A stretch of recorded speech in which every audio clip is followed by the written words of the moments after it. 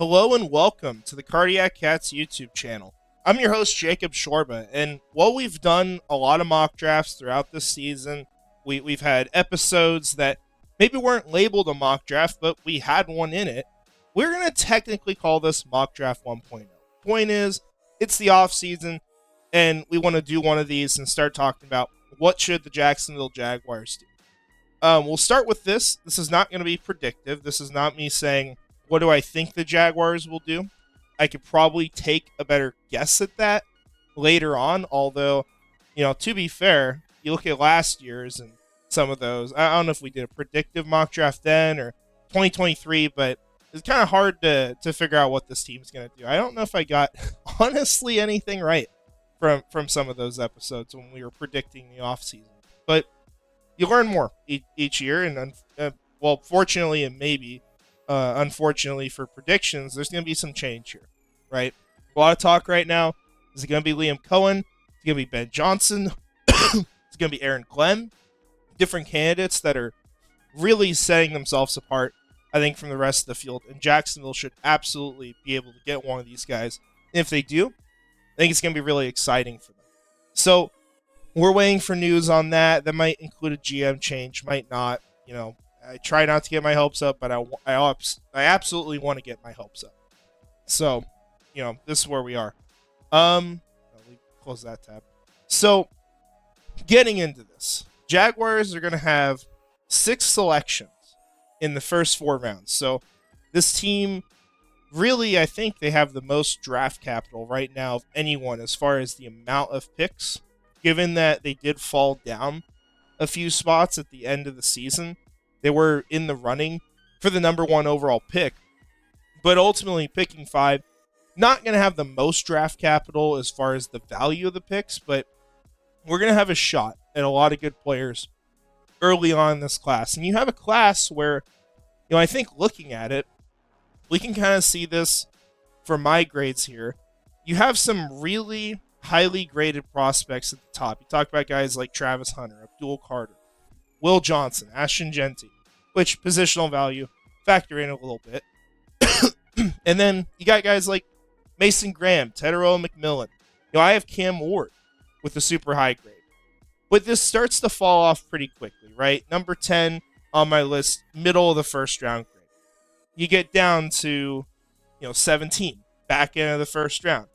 And then how many first round grades do I have? 23. And it's kind of close on some of these guys, right? Mbow is only really there for me because, he's a player that has a lot of upside. NFL's going to like that. NFL's going to see someone that, if they can get the passing side of things figured out, is going to be an incredible dual threat in the NFL. Mike Green, as much as I think he should be going in the first round, where would I love to take him? Maybe the second round. So it falls off really quickly when you talk about the latter half of the first round, and then you start to get a lot of the meat in this class on day 2. You're going to start to get good value. Then you have a lot of players who kind of huddle around that consensus for themselves. So that's what we're looking at, and it works out really well for Jacksonville because they're going to get one of these top players. And then you go in a day 2, and you're still going to be getting good values. You're going to have players on the board that should be able to present what you would like at that selection. So I think it's an exciting situation for Jacksonville. There's a lot of different paths you can take with this pick. I think pretty clearly the consensus will be Will Johnson until it isn't, just given the need there, how good the prospect is, how polished he is.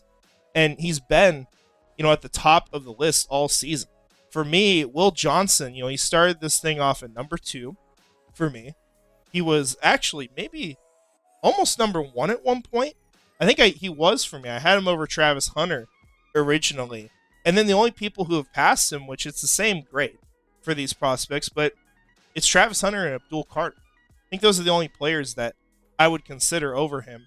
And we might have that conversation depending on how this goes, and I will say, I don't think either of those players should be available for Jacksonville. I think Abdul has a real chance of being there, but even if you're the Patriots, the only way you don't take Abdul Carter, I think, is if you're trading out.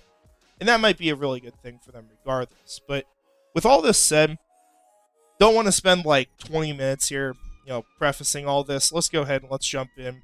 Let's see what happens. So you see our selections here. These got solidified on Monday Night Football with a just heartbreaking collapse for your Minnesota Vikings. Not your Minnesota Vikings, but I guess for my family a little bit. My dad's a Vikings fan.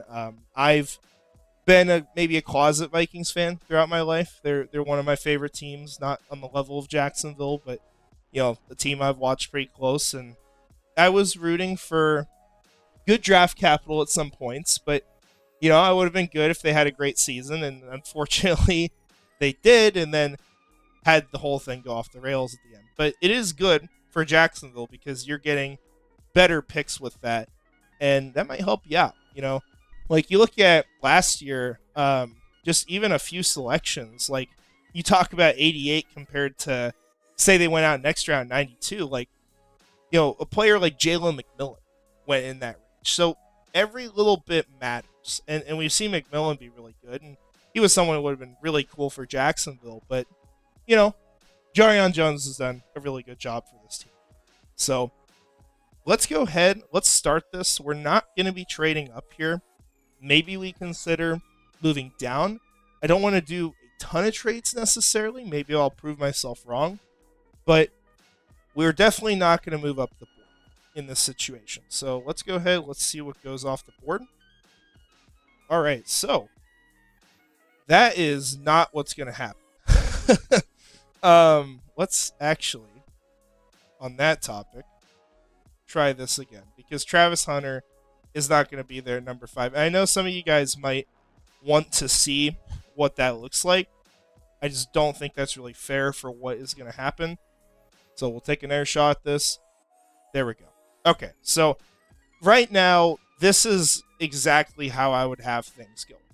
And it's debatable maybe with the Giants just because they are in a situation where, as much as Travis Hunter is clearly the best pick for the organization, they have to get a quarterback. And I don't know who is available in free agency that they would want to put their money on. Is Sam Darnold going to want to go back to New York? Is he going to leave Minnesota? He should. That's my opinion on that. But we really don't know. And so if they don't get a Sam Darnold, maybe it's a Justin Fields they take a bet on. But I'm not sure they feel comfortable with another quarterback there from free agency. I don't think it's going to work out that well for them. So, maybe you see the Giants sitting here and saying, we need to go take a shot on someone. Milroe has a ton of upside. Let's go take him. And I think that would be way too early. I will make that very clear. But at the end of the day, I do think Travis Hunter is best for them. And if you're the Giants, I think the best thing is maybe to go after Hunter and then be ready to try to move up, maybe in the latter half of the first round. I would be worried maybe about the Steelers, which, I think that's probably where Milroe goes if I had to guess. Maybe even the Jets at 7 if you want to get a little crazy about it. But who knows? I think this is the pick it would be. And Abdul Carter here, number 4. We already talked about him a little bit.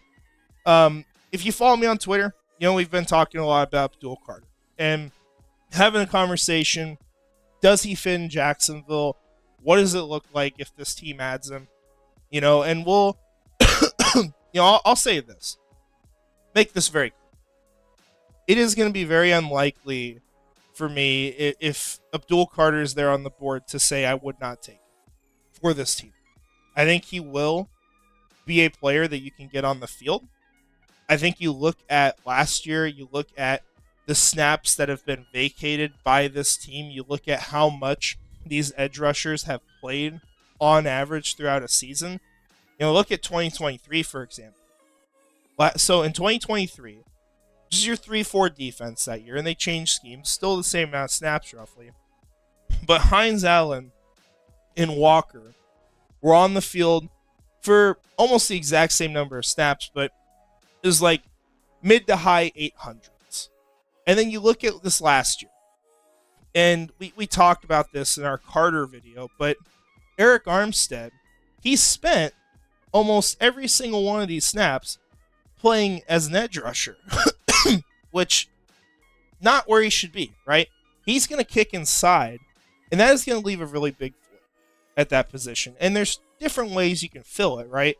The way that would seem to make the most sense, if you're looking at it normally, is, let's get some guys in who can be a part of a rotation. Let's get in, someone who's going to play maybe 400 snaps there in a season. Let's get another guy who can do that. And this maybe costs us, $5 to $10 million on the season. That's usually how you approach it. But with a player like Abdul Carter, you're going to have, say, 500 snaps here from Armstead. You've got snaps that come from Sir Abdullah. You've got to find him on this list, but you got Miles Cole as well, who's played a lot of snaps with this team. And that gets you a 750 roughly.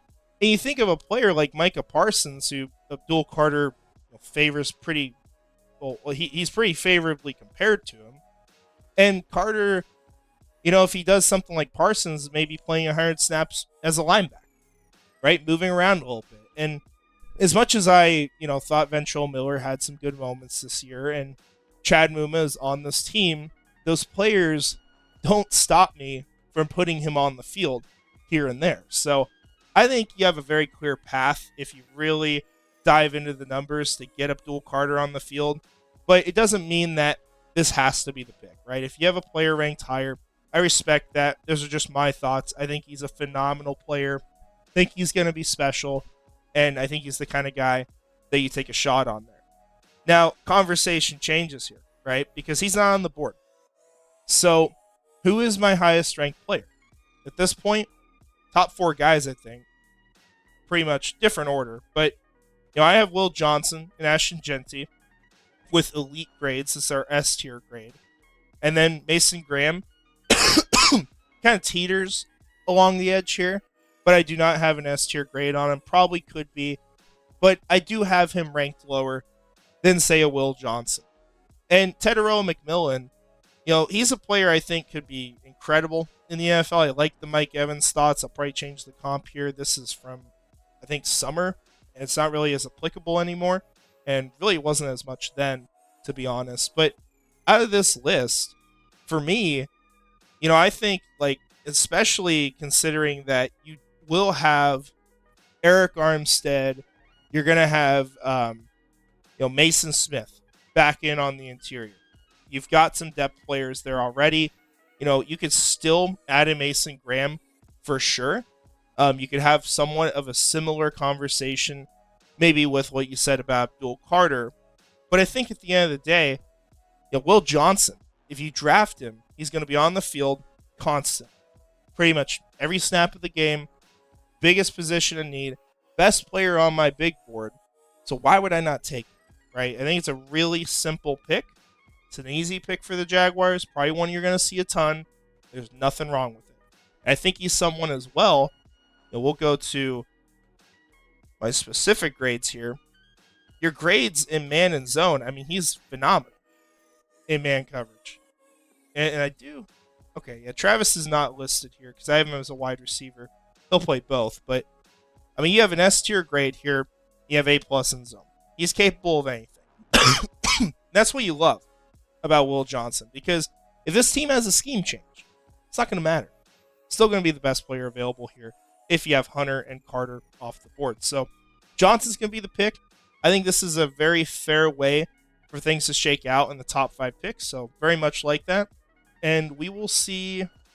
Let's actually not go all the way to our pick. We're going to stop this thing around 24. There's a reason for that. Okay. Here's the reason. Just something to throw out there. This is a trade partner that the Jaguars could be considering if they want to move up into the first round. Obviously, everyone knows we currently control the Minnesota Vikings 3rd and 4th round picks. You look at the value between 36 and 24. how much you have to make up here. Talking about 740 compared to 540, so it's 200 points. Pick 88 is going to put you at 150. And then you have, I think, pick 124. And that's going to give you 48. It's almost perfect if you're trading up with them. You're 2 points off. And it's like 740 versus 738. And this is also a draft where maybe teams don't see the value here as much, and they're willing to move back. So if you're the Minnesota Vikings, and you're wanting to move down here at 24, the perfect trade partner will probably be the Jacksonville Jaguars. And you look at this part as well. Oh, who's picking after them? And of course, Houston hasn't played their game this week, right? They might beat the Chiefs. I really don't believe that, but I live in Kansas City, so I'm not going to really have much critical thought going towards that. I've learned you can't have that about the Chiefs. They just do whatever they want. It's always going to work. But if you wanted to trade up here, this is getting accepted, right? So we got to think who's going to be available at this pick. And this is the part where I got to look a little bit. I would imagine Gentry's gone. Yep, should have been gone anyway. You look at the rest of this list. You're not going to take tackle. We saw Skorton went at number 17. You got Tyler Warren. You already got corner. Tyler Booker would be a top player for me at this point. Kenneth Grant, unfortunately, is off the board here. Tyler Warren is. Let's see. Mecca Buga and Luther Burden. Either one of them available.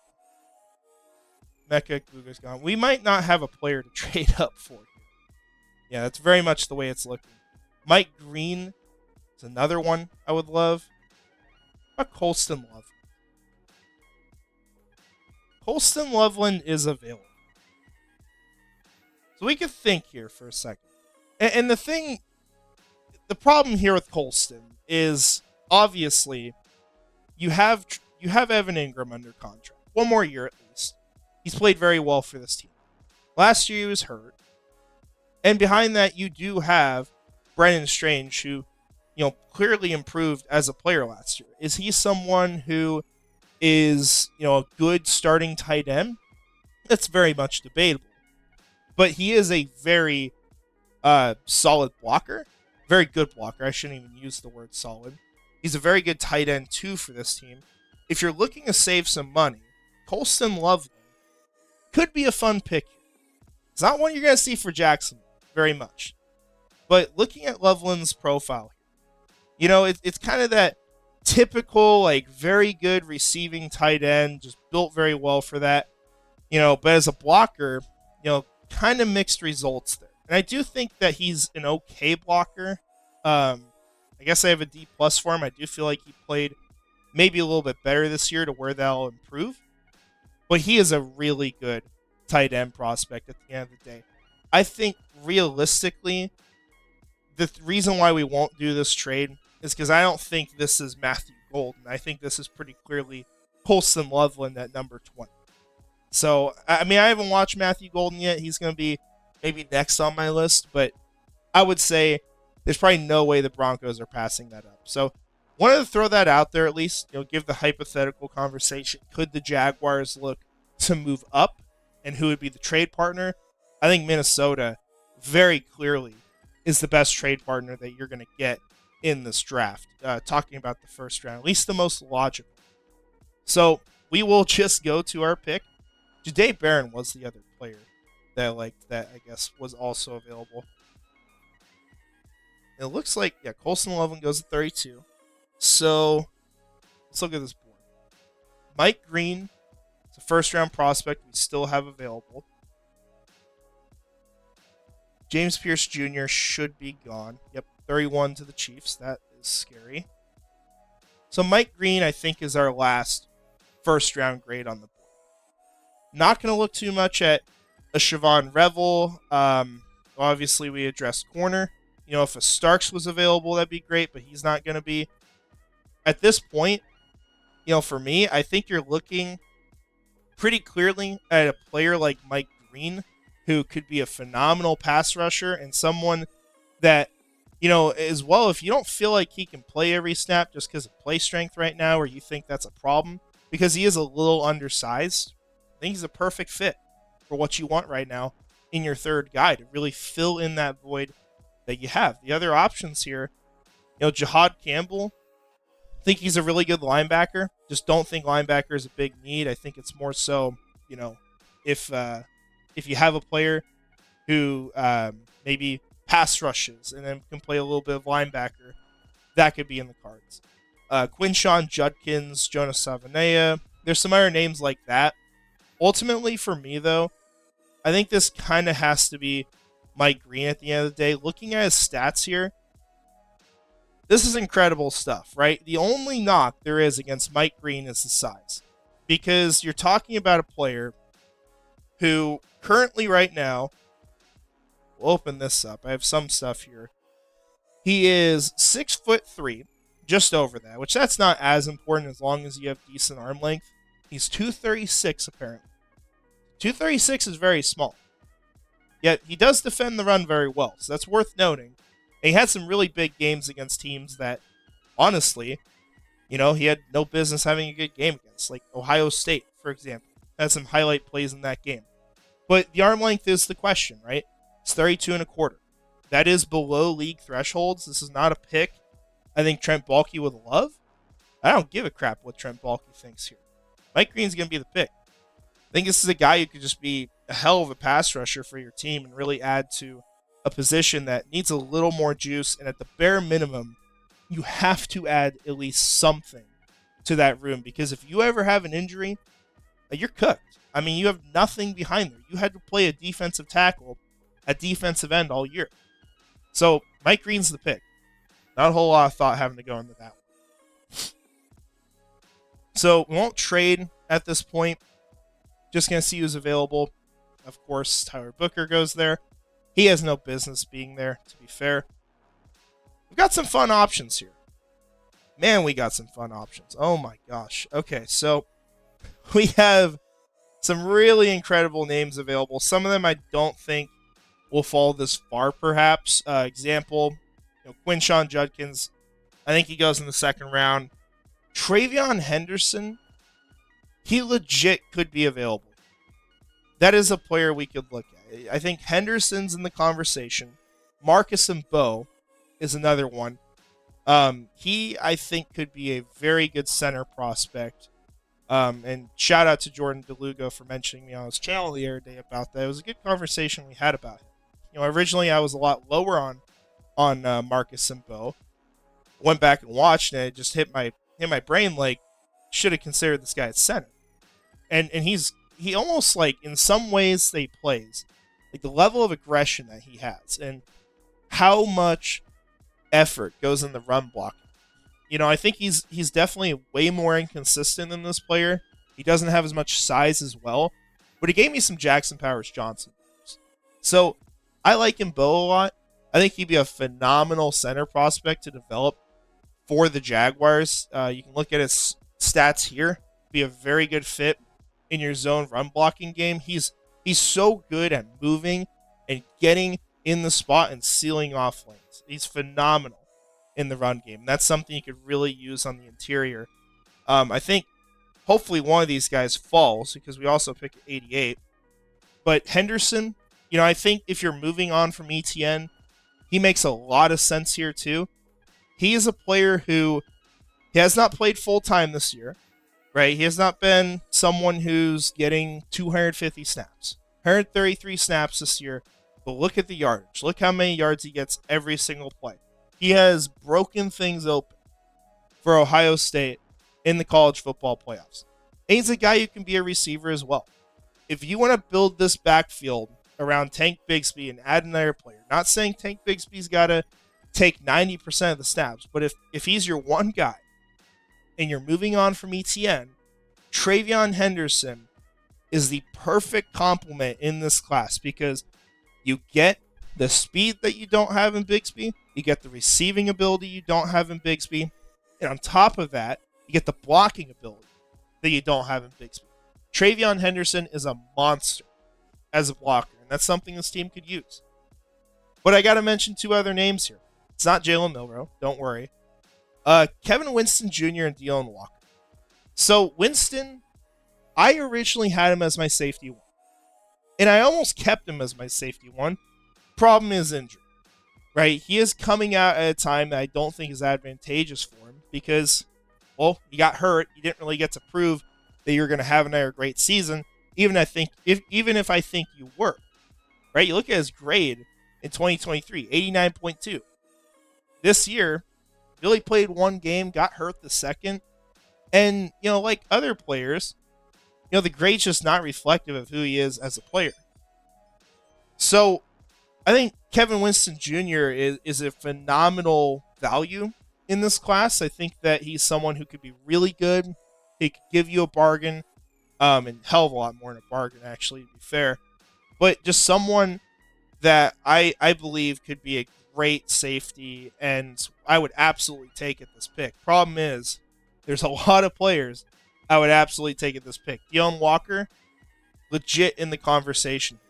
He maybe didn't have the dominant season you were hoping for this year, or didn't take like this huge step forward, but this is a need for this team. I think that when you look at the interior, I do want another nose tackle at some point, if I could. Maybe that's a pick like Kenneth Grant, if he was there at 24. I was kind of hoping that'd be the case. Or maybe it's just getting in this year's stack house later in the draft and getting someone who's going to stop the run. But De'Aaron Walker is a really good value here. So for me, we'll just see who's ranked highest and probably consider going with that. As I said with Quinshawn, he's a guy that I don't think has any business being there. So Kevin Winston Jr., he is at 32 for me. And then you go down the board pretty far, and you start to get to the other players eventually. Travion at 50 and such. And I have Winston really high compared to the consensus. So I do understand that. But I am going to make him the pick here. This is a really big need for the Jaguars. And I think he's going to be a phenomenal player. Should not be available here, but also should because you declared after you got hurt for the season and the first second that you could. So let's hope that someone falls. And what we're going to do here, maybe consider a trade. Because Dion's gone, Travion's gone, Marcus Mbow's still on the board. He is really the last of those options I want. So I wasn't really expecting to do a trade maybe, but I don't think we're going to get nearly as good of a pick at 88 as we could get moving up here and trying to get our guy. Now you look at the New England Patriots, I think this is a team that clearly has to add more talent, could use more picks. I think you'd really consider moving down the board. Talk about 4 as well. I think that's a place they could do it. But what you got to make up, you have a value of 205 for 77. 88 is 150. So you're making up, 55 points? Which would be like 119 or 120. I don't know if it's as expensive to move up. I think 124 might get this done. That is us giving up one of our other picks. But maybe you do something like that. Maybe you're flipping back somewhere later in the class. So maybe that's a 182 for 219. Maybe this is a little rich. I don't think it really is. I don't think it's a huge deal. But we're trying to get a player that we feel like can be a long-term staple on this offensive line with a ton of upside. I think that's going to be worth it to do. So looking here, it's going to be Marcus Mbow. It doesn't mean he's the only good player on the board. I'm a huge fan of Harold Fannin Jr. I just think that this tight end room is kind of mostly sorted out. I wouldn't necessarily say he has to be the pick here. He could be, though. It is definitely at least a conversation. Quinshawn's still sitting here for whatever reason. But you look down the board, there's not really anyone else I think is enough of a fit with this team at this point to where I'd take them over Mbow. So we are going to make Marcus Mbow a Jacksonville Jaguar. Great fit for the zone blocking game. He's someone that, like I said, it really comes down to consistency for me. I think he has everything to be a great center. Maybe someone who could have a little bit of flexibility if you need it. But he is built for that position. And we are going to address a big need for the Jaguars on the offensive line. So we'll have one more pick here. No more trades, so we'll just go to Turbo. We'll see what's available. So, Benjamin Jurasic, big fan of him. Don't think I'd take him this early, though. Jaden Roberts, I know, just announced he's returning to school. Good to see. Jackson Hawes, someone I like. Unfortunately, though, I don't think that would be the pick. Just given you kind of have a similar player in Luke Farrell, who's just a really good blocking tight end. Doesn't do a ton in the receiving game. It's kind of what you're getting Hawes for. Kyle Monangai. Oh, gosh, that's probably got to be the pick here. Emory Jones Jr. as well is down here on the board. If this actually happened, if he somehow was available on day 3, this is the pick. I have a very high grade on him still. I did not drop it a ton because I think a lot of the weaknesses he showed this year in what was a down year for him ultimately, we'll see if we can find him on here, I think they get mitigated moving inside. I just think this is a player that he has still some phenomenal traits that can make him a very good player at the NFL level. And it's just a matter of developing him. So that would really, at the end of the day, if he was actually here, kind of finish off your offensive line rebuild. You've paid your tackles, or, one of them is obviously still only halfway through his rookie contract. You have Ezra Cleveland at left guard. You have the transition from Mitch Morse to Marcus Mbow. And you would have Emory Jones Jr. I wouldn't want him to start year 1, but he's a player that I think you could very much train up. And say you made a big splash and you got a Trey Smith in free agency and made a move like that. Emory Jones Jr., maybe you're just training him up to be the replacement for Ezra Cleveland eventually. If you want to save money, have a healthier cap situation. I think that would still be a very good fit. You wouldn't have to rush it either because you'd have 1 to 2 years to make that work. So he would be the pick if he was actually there. I don't think he will be, so we are going to use that judgment in this. But Kyle Monangai is going to be the guy. This running back class, unfortunately, took a pretty big hit when they lost Nicholas Singleton here recently. For me, I have Genty, I have Judkins, I have Henderson, and I have Kyle Monangai. And you've got some other guys that a lot of people are going to have higher. I will go ahead and preface this by saying these 2 players I got to rewatch. I feel like I'm low on them. I know I'm low on them. But I want to make sure I feel legitimate about that. There's just not a ton of players that I would take higher than Kyle Monangai.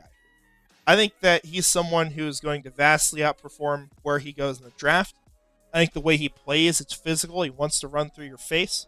He wants you to be tired. He wants to play a tough brand of football. And whoever you're putting in here for this team at a head coach, whether it's Ben Johnson or Liam Cohen, I think Monangai is a phenomenal fit there. I just think that he's a guy that he's a Monangai that you can you can put alongside Tank Bigsby and really develop him. And I don't know if you got to really move on from Travis Etienne if you make this pick. I would personally, but Monangai would be a phenomenal addition to this backfield, and I think someone who would definitely give you bang for your buck, literally. So Kyle Monangai is going to be our last pick in this mock draft. So we'll take a look back. I'm sure PFF is going to obliterate this. Actually, C+ is pretty good for PFF. I feel like everything I do is F, because rankings are a little crazy. Sorry, Trevor. Trevor Sycamore, that is. But I think this is a great draft, right? You get Will Johnson at number 5. Am I sitting here wanting Abdul to fall? Of course. That's my guy this year. He doesn't, and I don't think he should. Will Johnson is going to very clearly be the logical top player for the Jaguars to most people. He has had 2 great years in a row. I think obviously 2023 was the most impressive because you're going through the national championship run. You're shutting down top receivers all season, and really did it without flaw. And then, 36, you're getting your pass rush some help. You're adding in another guy who can make a big impact for this team, and someone who's just been super productive for Marshall It's really just a question of, he's a little small. If it wasn't for that, he's probably going up in the top 10 of this class. But it is what it is. Kevin Winston Jr., there were some other fun options here, and we'll definitely mix it up. So maybe next time this is Deon Walker. Maybe it's Travion Henderson. But I think Winston could be a phenomenal safety. And ultimately, there's not really a player on this team that I look at that position, whether under contract still or a pending free agent. And I say that this is a long-term piece for sure for the Jacksonville Jaguars. So position of need, top player on my board. And then Marcus Mbow, getting a guy who can be a really great center for this team. Just give him some time to develop. I think he's going to be a great fit there. And then Manungai to add some punch to this backfield. So I'm a big fan of this. I would be thrilled if the draft turned out anything like this. I think you have the potential to get a lot of really good impact players if you're making picks like this. But we'll see. You never know with these things. And you can be pretty confident in one thing and the opposite will happen. So if you guys would have done something else or, just give me your thoughts. Love to hear what you think on this draft. What would you do in the NFL draft? Are you someone who wants to get really involved in trades or, all that sort of stuff? Love to hear what you guys think. Appreciate y'all watching, of course. This has been a fun one. Want to shout out our channel members really quick here. Premier Nasir 904, Mr. Dolphin, Scrubber Ducky 500, and Brian Foster. Thank you guys for supporting the channel. Y'all may know what you think, what you want to see as well. Coming soon. We are going to be at the Senior Bowl not long from now. I'm hoping we could do some interviews with some players. I don't know if we'll have videos necessarily, but I do want to talk to some guys there. We do have our field pass, or, it's media credentials, we'll call it. Can't be on the field during practices, but we'll get the opportunity to talk to some guys out there, and we'll be putting out a lot of content from the Senior Bowl whenever that happens, about 2 weeks from now. I will also be down in Jacksonville here soon. Very excited for that, just for a couple days before we go see some family prior to the Senior Bowl. So it'll be a little crazy with scheduling, but you guys will get a lot of content because Senior Bowl is right around the corner. So thank you all for watching. Let me know what you think. Let me know your suggestions, and we'll see you in the next one. So finally, go Jags.